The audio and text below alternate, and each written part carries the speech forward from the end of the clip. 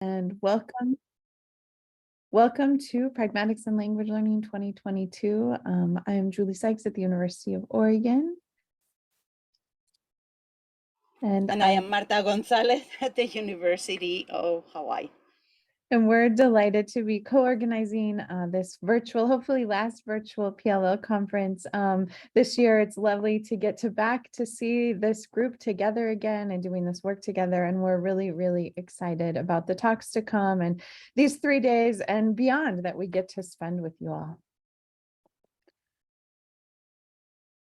You will find the program in Whova, and you can look at the events there. They should show up in your time zone, which is great. We have over 15 countries represented at our conference this year, and so we have it showing up in different time zones. Also, we know that for some people, these times are in the middle of the night, which is why we have the pre-recorded sessions. So you're welcome to view those sessions at your leisure and also post questions in the Q&A for the presenters as you would like. We will also like to encourage you to interact with the other participants. We have a fun game that you can play. We have a place where you can post pictures, and we also encourage you to use Wonder in between sessions if you want to talk to people. That will be the equivalent of talking to someone on the corridor after a talk. So make sure you check it out. If you have Zoom open, you may want to open Wonder in a different browser. Sometimes there's a few issues with your camera if you don't.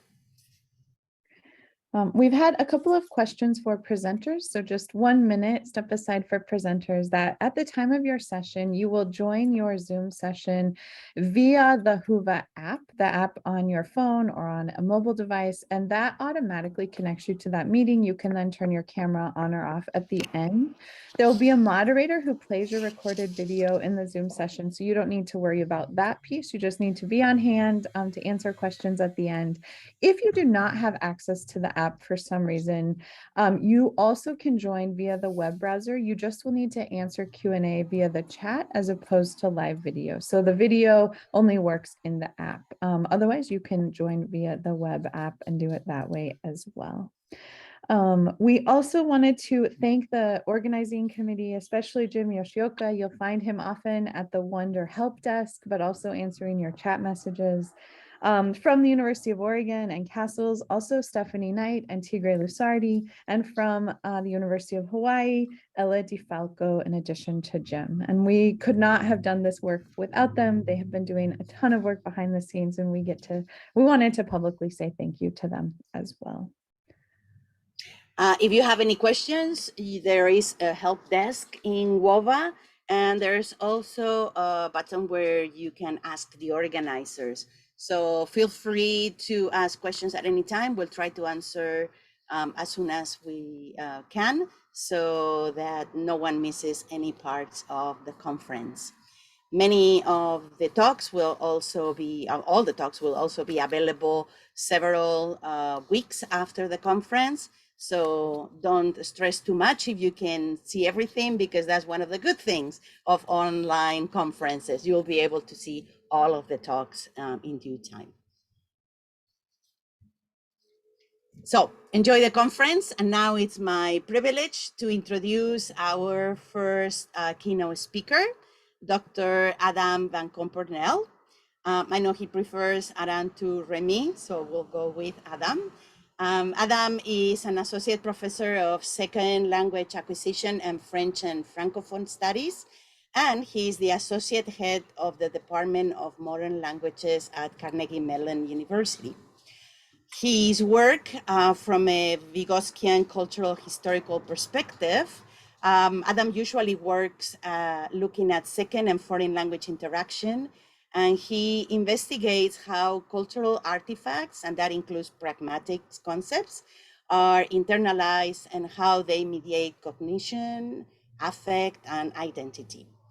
On the lighter side, I know he's an avid runner and a cat lover.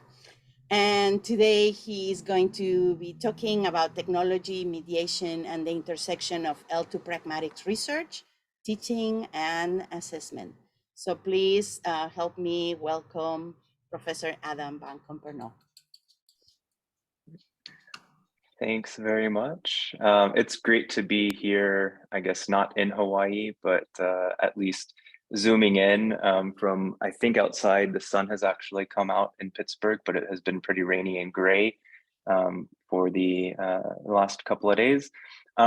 So this talk, I started thinking about what would be interesting for me to think about, I guess, and also to share in terms of kind of the way that I've been thinking about technology mediation and what I've been working on, but also what a lot of my students have been working on around pragmatics in terms of pragmatic development, but also teaching and assessment, and how I think this concept of mediation kind of ties everything together in a way that has I think people have already started to do to kind of link these concepts together through technology, but I think there's a lot more to be done, and that's kind of what I wanted to think about today. So, give a quick overview of what I hope to accomplish in this talk. So first, I want to look at the mediational role of technology and pragmatics, research, teaching, and assessment kind of as three separate areas or axes, I guess, that the field has focused on. But then also the potential for technology to mediate this intersection between our research, teaching, and assessment as praxis. And so to do this, I will first kind of go over at least my understanding of mediation. I know that mediation is a concept that, or a term at least that's invoked by a lot of people, but I want to give at least the way that I'm operationalizing it and some of the literature and theory that I'm drawing on. In my work, provide a critical review of the concept of mediation using some examples from L2 pragmatics literature. Most of that will be literature that involves technology, just to kind of limit the scope of what I'm trying to do here.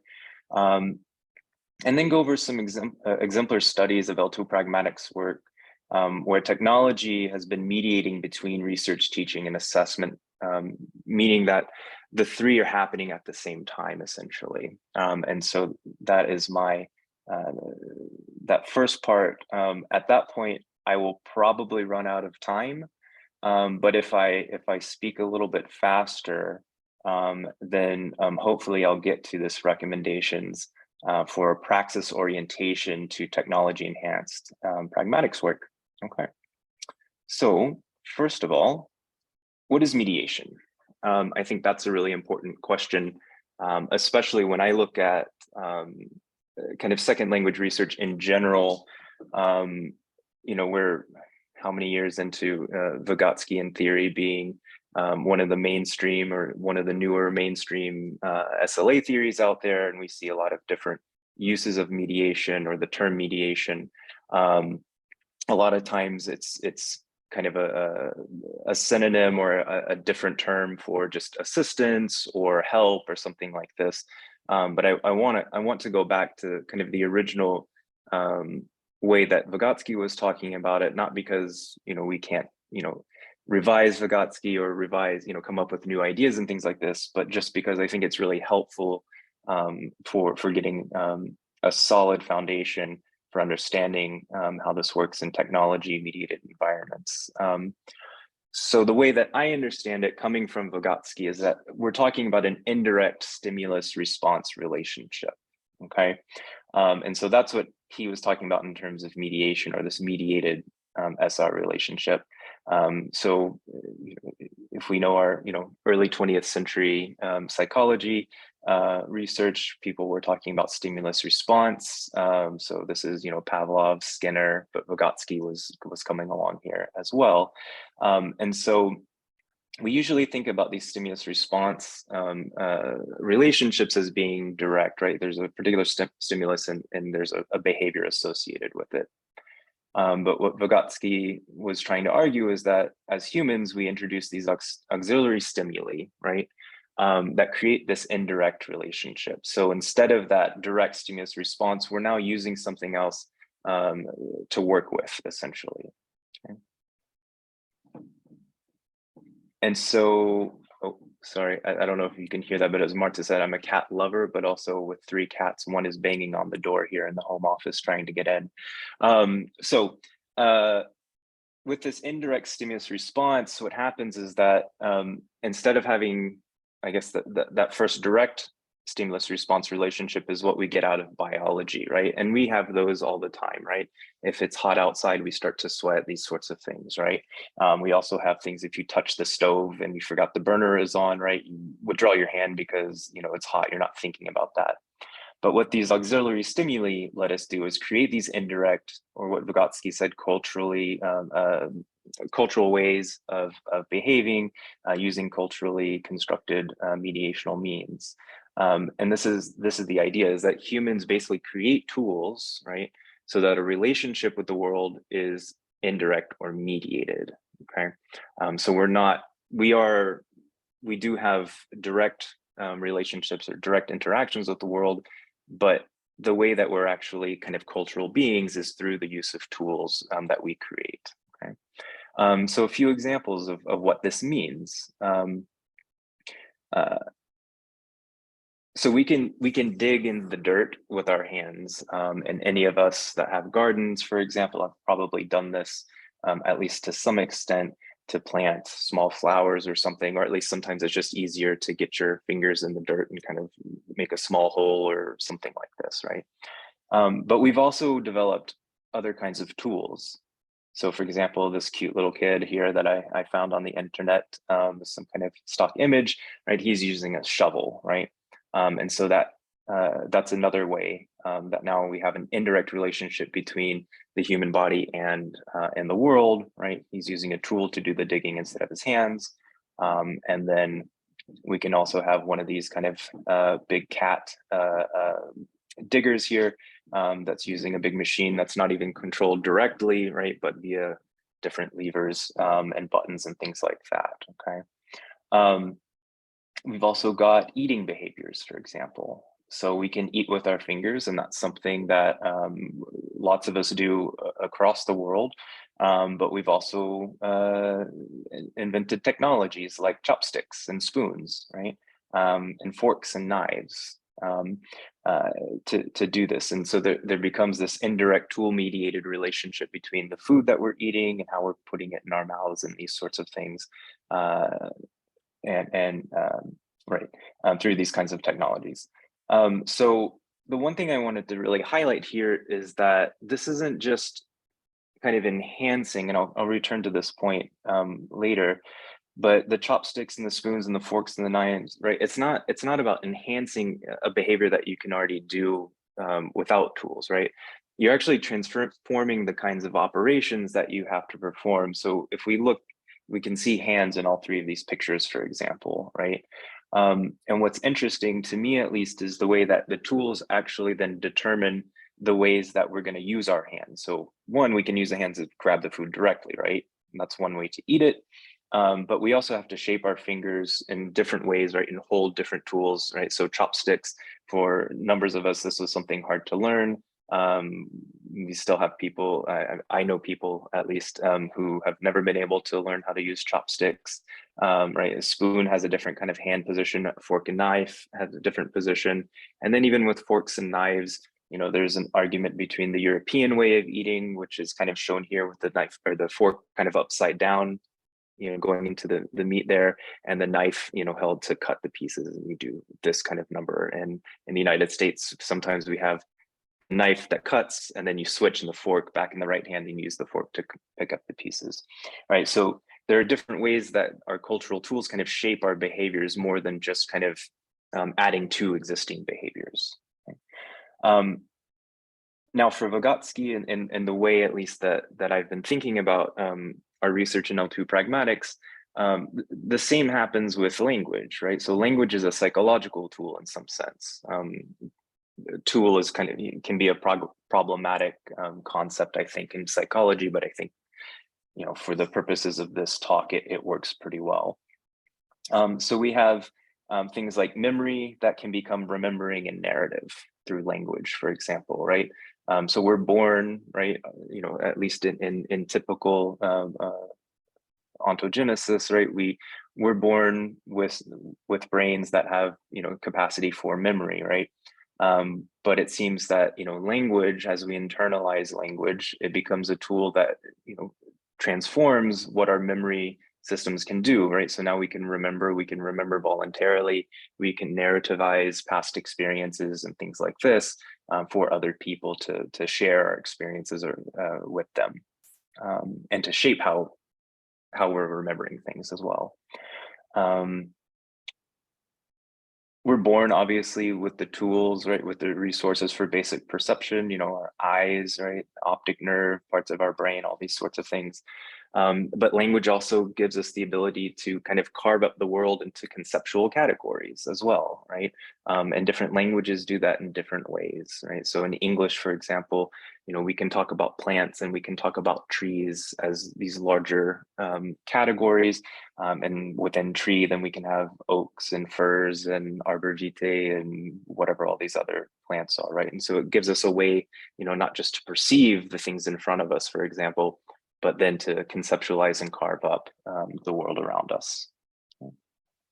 But then we also have things like spatial vision. And so we have, a lot of languages that push us into thinking in terms of relative directions, left and right, it's on your left, these sorts of things. And we have at least some languages and cultures that also kind of push us into thinking in cardinal directions. It's north of this, it's east of that, right? And I would put a little side note here that this is also something I think in at least technology is starting to play a role with, even if in our everyday language, we don't necessarily think in terms of cardinal directions. If you use a phone with Google Maps or Waze or one of these other resources, you start having this kind of bird's eye view of directions as opposed to just going left and right. Although I think sometimes your GPS will show you driving in a direction, so it still is left and right. All right. So these are just some quick examples to talk about, to show that, the language, I think, the point being is that language is acting like the shovel or the large digger, or the fork and knife or the chopsticks, for example, or the hands, as they're creating different ways of interacting with the world that aren't necessarily just biologically endowed, right? And they're actually changing the way that we do things. And so the big point then, from Vygotsky's perspective, is that they're not just enhancing existing behaviors, right? So this use of tools doesn't just do that. What we're doing is we're actually, we're transforming these behaviors, or we're creating new behaviors essentially to do similar goals, right? And so this is where we start talking about these, fundamentally or uniquely human ways of acting and thinking in the world, and tool use is at the center of this. Okay, so that's my introduction to at least how I think about mediation, and hopefully this will make a little bit more sense as we start talking about the L2 pragmatics work. Okay, so in L2 pragmatics, I think most of us work, somewhere thinking about L2 pragmatics research just in terms of kind of development. What does it mean to develop pragmatics, pragmatic competencies, or however we want to define them. Many of us are interested in teaching. Many of us are interested in assessment in different ways. And technology has certainly been used to do this kind of work in a variety of ways over the past, 30, 35 years at least. So I'm going to break this down into a couple of different waves, really broadly conceived. And admittedly, it might be oversimplified, but I think it's at least useful as a way for us to start thinking about mediation through technology in our work. So these, I'm going to call them 3 waves. There might be a better way. If you have any feedback for that, I'd be appreciative. So this first wave that I'd like to talk about really focused on the peer assistance and collaboration and how technologies mediate between those things. In the second wave, we'll look at things like data-driven learning and explicit teaching. And then the third wave, going more towards, I think, where at least I would like to see this work on mediation go, but towards investigating concept formation as well as learning potential assessment. All right. So mediation in the first wave. I'm only going to talk about two studies here, but I think they're important studies for us to think about. So the first one is Celeste Kinginger's 1998 study. And this involved video conferencing between American learners of French and then students in France, native speakers, and they were connected through relatively old technology, especially at this point, right? When we can grab our, phones and FaceTime or whatever, pretty much anybody across the world. But using video conferencing technology. And then a few years later, Bells and Kinginger's work on telecollaboration, using email and chat and these sorts of things to do their research. So how is mediation given a central role in this? And so I think some of this, as a caveat, isn't necessarily the author's own takes on it. This is my interpretation, at least, and how I've been thinking about it. But the first one I think is really obvious, is that technology, we're talking about technology mediated communication. I use technology here because the Kinginger 98 video conferencing was using telephone and video technology, not computer mediated communication. But there's, to me, they're similar at least. And so we're using video conferencing, email, text-based chat, these sorts of things as a way to mediate this relationship between people, who are separated by, a large ocean, right? And to me, what's interesting about this is the way that technology was put kind of in the center just to mediate how the communication was actually going to happen, okay? There wasn't necessarily a role beyond there wasn't necessarily a role beyond the technology connecting people. And I think that was kind of the point of some of these studies. And also in the Bells and Kinginger research, if you're familiar with that, their work was more telecollaborative. And so the students were actually working on kind of cross-cultural comparisons and these sorts of things. And so the email and the text-based chat interactions were actually helping the students on either side of the telecollaboration communicate with each other and work on their projects. Okay, so this is kind of technology as the intermediary, right? But then in the focus of their analysis, now that we have this communication set up, we see peer assistance appear as mediation as well. And so this technology enhanced communication becomes a context for pragmatic development, and the pragmatic development comes out of these peer comments, for example. So in Kinginger's case, I think what was interesting here is that the French that was being used by the native speakers in France was actually way beyond the kind of comprehension level of the students in the United States. And what ended up happening in that case is they couldn't really understand each other. It was too fast. The French was full of kind of real French, right? And it was spoken, so it was in real time. There were also kind of lags with the technology, a time delay.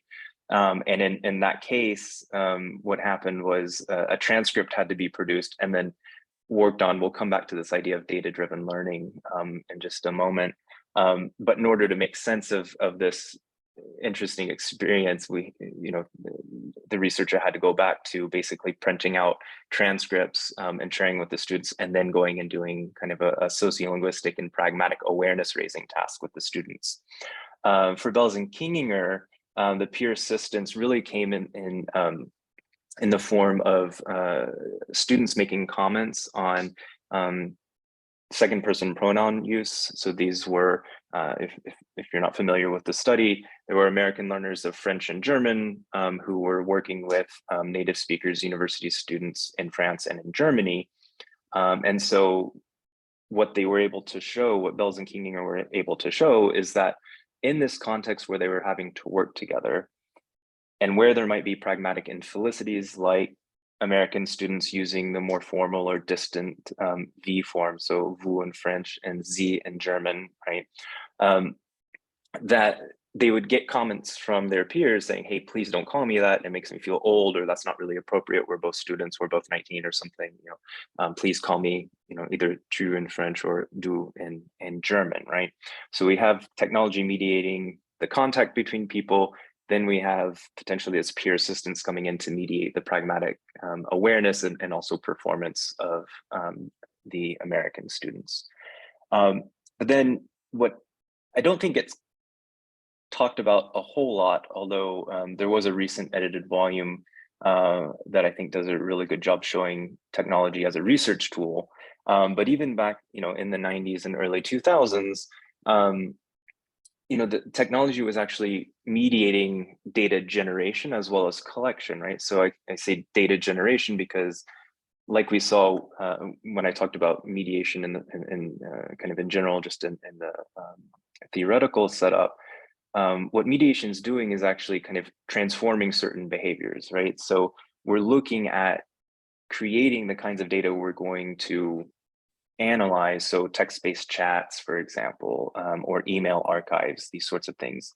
And so those are created by these technologies. So we get an artifact out of them, right? And what's really nice for a lot of us who have used these tools for doing research, chat transcripts can be automatically saved for later analysis.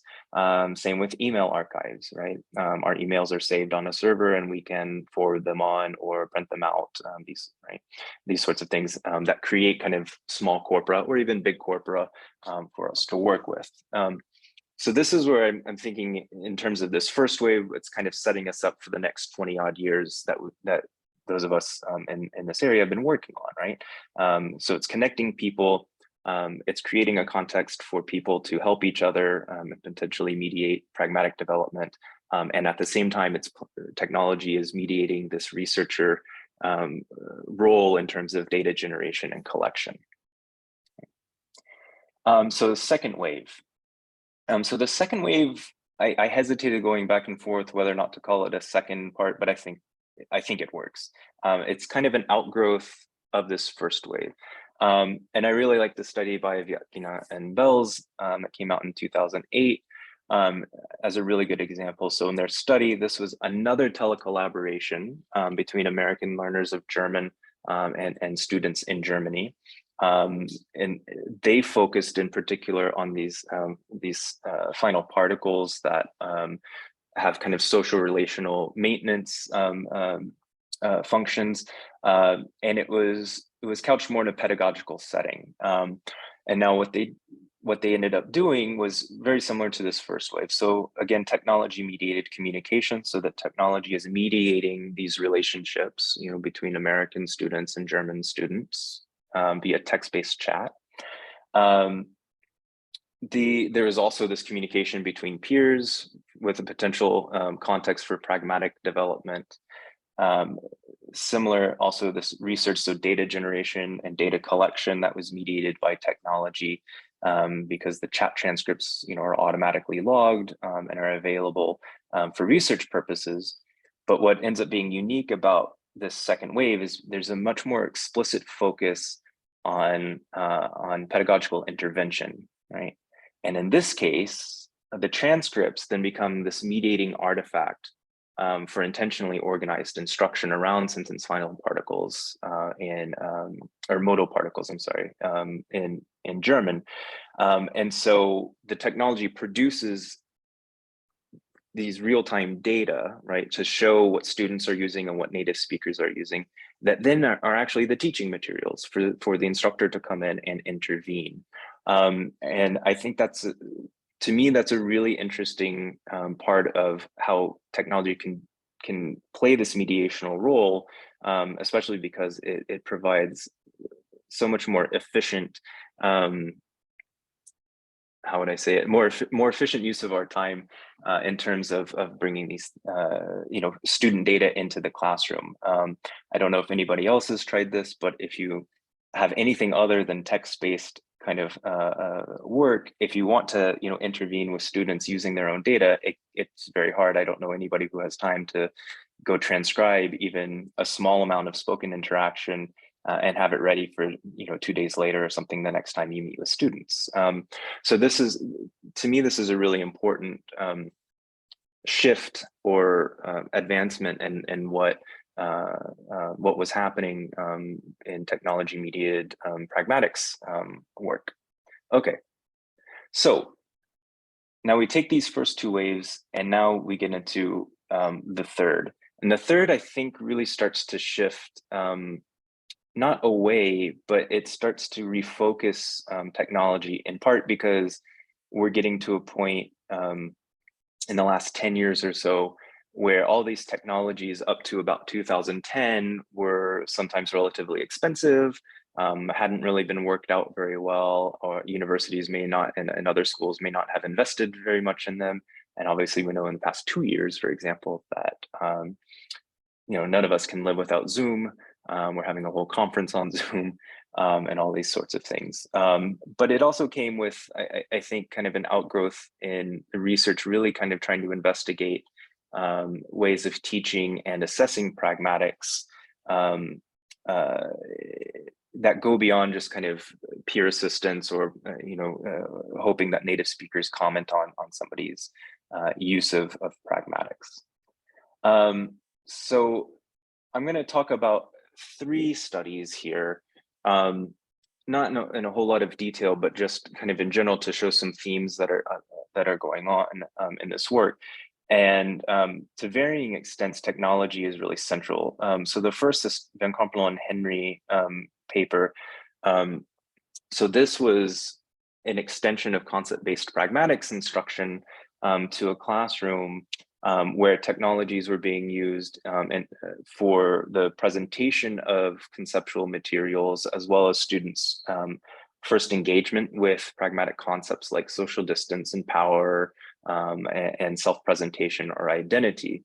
And then they were also, following from the first and second waves, using text-based chat as ways of doing pragmatic performance. In the work by Rémi A, he was basically making an intelligent call or iCall application that would respond to Chinese learners, so American learners of Chinese, their use of different word orders that have different pragmatic functions in Chinese.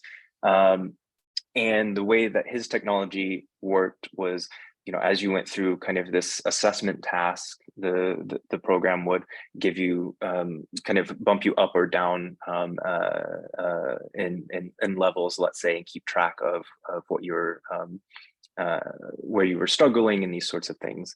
And then Chin and Van Compernolle 2021 kind of takes that a little bit further, using a model of computerized dynamic assessment that's able to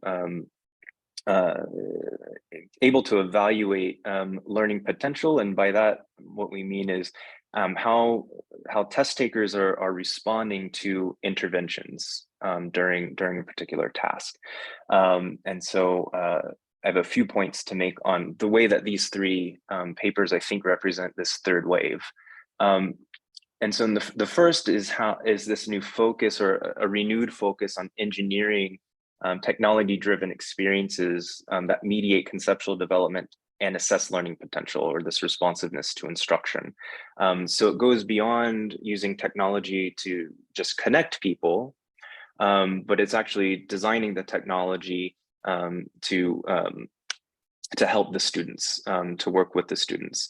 And to me, this reminds me, it's a bit of a flip from the late 90s and very early 2000s, when I guess these web 2.0 technologies were first starting to emerge, and computer mediated communication was kind of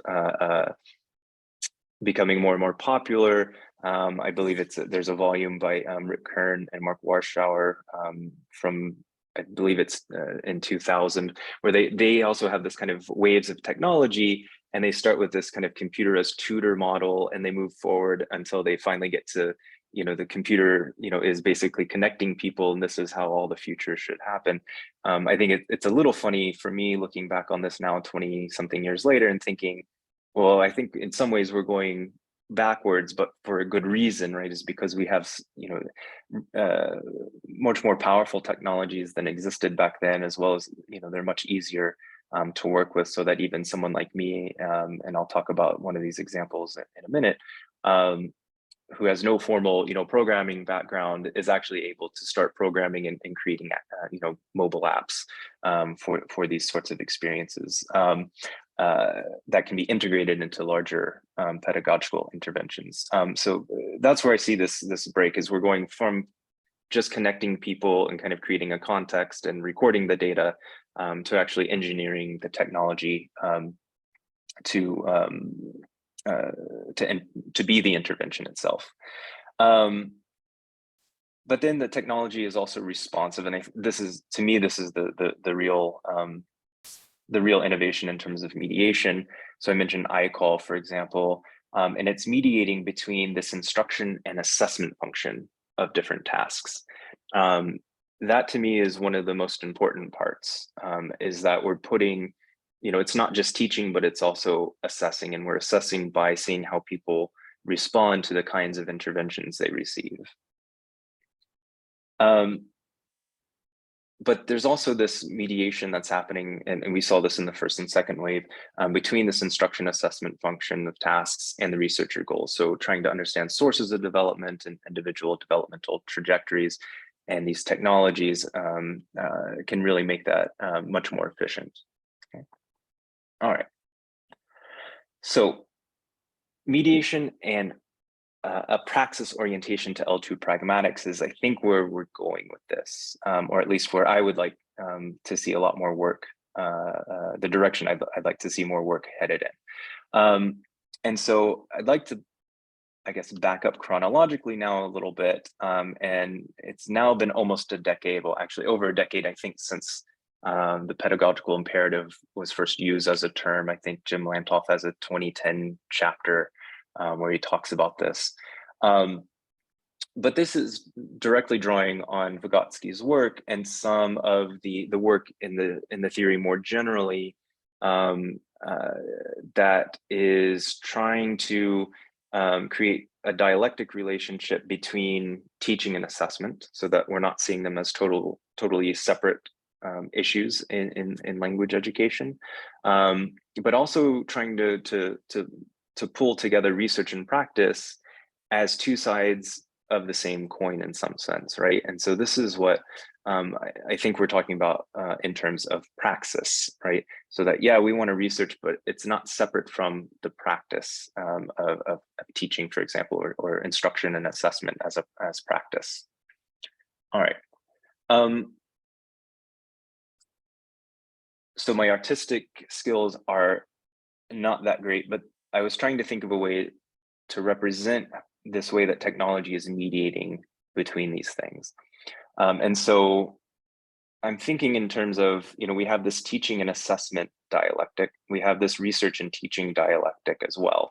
And then we also have the research and teaching dialectic, right? And I think that technology ends up being the way that we can really put these things together in a single kind of unified activity. And so the way that I'm hoping this graphic works, and again, please feel free, I'll put my email up at the end of this, but if you have any design ideas that are better, please let me know. But to me, it looks like we can put teaching and assessment together through the use of technology, right? And so we see this in, for example, in like the Chin and Van Compernolle study on computerized dynamic assessment, right? The computerized dynamic assessment basically gives us a way of giving a pragmatics test. In that case, it was implicature comprehension in Chinese. Throughout the test, it's very similar to what we would see in other kind of pragmatics assessments, where students would hear part of a conversation and then have to make a judgment about what the speaker meant, right, using context clues, right? So we were looking at basically indirect meaning, right? And so what the technology was able to do for us in that sense was create the context for learning, be the intervention, because when they wouldn't get it right, then there was built in a series of prompts essentially that could help them. And then on the back end, we were able to see to what extent they needed help on different items, as well as overall during the task, kind of chronologically speaking, essentially, was there a certain point at which they stopped needing more help and they were able to continue on? And then how did they do in what we called a near transfer task, basically asking with a different kind of speech act that was still indirect language, could they perform better, basically. But technology, I think, mediates between research and teaching as well, because it's a way for us to research what's going on in pragmatics development, hopefully in the context of teaching, because to me, at least, this is the place where we can have the greatest impact with learners, right? And also understand how pragmatics develop in the population that, most of us at least work with, right? Who happen to be students, basically, in some kind of formal educational context. At least many of us work with those populations if the publications are anything to be to go on. And so in any case, I think this is where we see this technology really being at the center of, being able to mediate these intersections between teaching, assessment, and research. Okay, so a few examples of, I think, where some of this is going. I don't think all of this has been put together 100% yet, but I think we have some good examples to start thinking about. So the first one is a study by Frank Dolce that came out in 2019. So his real concern was not just pragmatic development on the individual level, but he was really interested in transforming classroom discourse patterns in advanced level Chinese language courses. And so what he did was he worked with instructors who were full-time regular faculty members and their students. He basically drew on concept-based instruction to come up with a concept-based instruction, or what we called, I think, concept-driven instruction, that was based on using conversation analysis principles to highlight, and create kind of materialized artifacts for the teachers and the students to work with, that looked at what is the IRF, right? This initiation response feedback pattern look like, right? How is that potentially limiting? And how can you do something other than just, question, answer, and then something like a third turn, like, okay, good, let's go on to the next thing. Now, technology mediated this work in some important ways. On one hand, he was video recording everything, audio and video recording everything that happened in these classes, right? But he also used technology, and this is a program called Vygotskian. He used technology as a pedagogical tool. And so so if you remember back to that second wave that I identified of data-driven learning, well, here's data-driven learning, except it's not a transcript, they're videos of the classes. And what the students are supposed to do, if you can kind of see these blue and dark red kind of codes at the bottom under the waveform, what the students as well as the instructors did this too, is they were supposed to highlight using these codes. The VNode allows you to code video data, basically. Is they would say teacher turns, those are the blue parts at the bottom of that image, and student turns. And the idea was to start first raising awareness of how much and when the instructor would talk, how much and when the students would talk, right? And they use this technology as a way of raising awareness and then exploring different ways or different possibilities for how classroom discourse could be managed and organized and all of those sorts of great things. And what he found is that this was actually pretty effective. The technology helped to visualize it, right? We made an artifact that wasn't just, it wasn't written language and it wasn't just watching videos. They got to see this in kind of graphic form, essentially these bars of, hey, the teacher's talking for like 7.5 minutes straight. Then we have a couple of little student interventions, more teacher talk, et cetera, et cetera. Another one of the findings there is that they kept finding in the beginning, right? And they started realizing it was always teacher, student, teacher, teacher, student, teacher.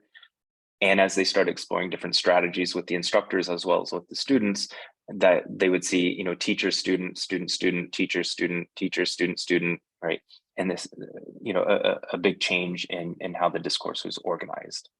Okay.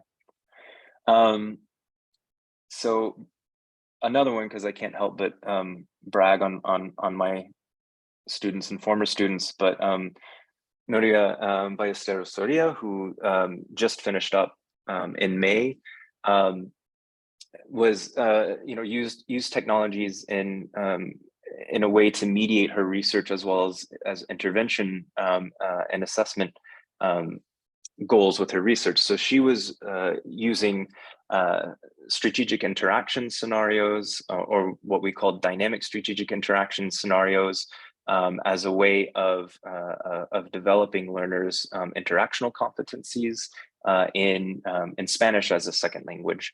And just as a quick example of what I'm talking about here is, from a researcher perspective, what she was able to do is track in real time, right, what her students were doing. So we see on the right, we see the student's written work that he had actually submitted to class.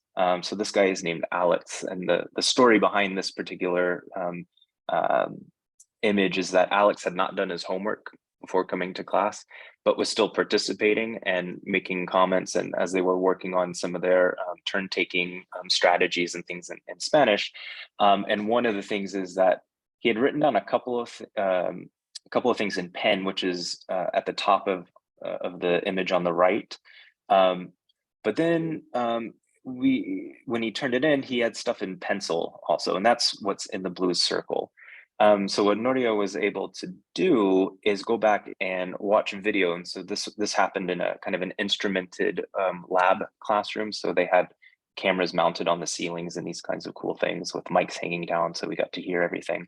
And she was able to pinpoint when this was happening, essentially. So on the left, we actually see Alex. He's writing on the bottom of his paper, and we presume it's the stuff that ends up on the paper that he submitted. And so what she was able to do with this is not just as a researcher use this as data, right? But this was something she was able to find in real time, right? And use as part of the intervention, where, to assess where he is, to intervene in the classroom in a subsequent meeting, okay?